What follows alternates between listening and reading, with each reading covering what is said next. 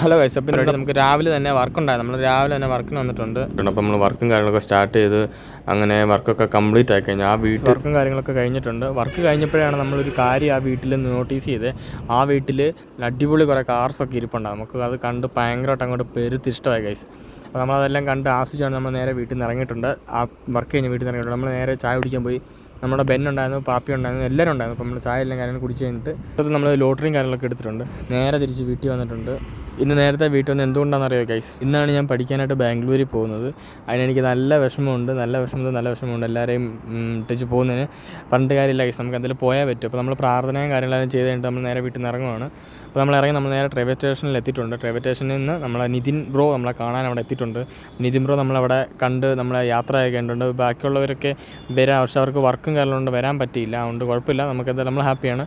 പക്ഷേ ചെറിയ വിഷമം കൊണ്ട് മനസ്സിൽ. അപ്പോൾ നമ്മൾ അവിടുന്ന് ടാറ്റ പറഞ്ഞ് നേരെ കണ്ടിട്ടുണ്ട്. ഈ നമ്മൾ ബാംഗ്ലൂരിലെ വീഡിയോസ് നമുക്ക് കാണാം ഗൈസ്. അപ്പോൾ ഓക്കെ, ബൈ ഗൈസ്.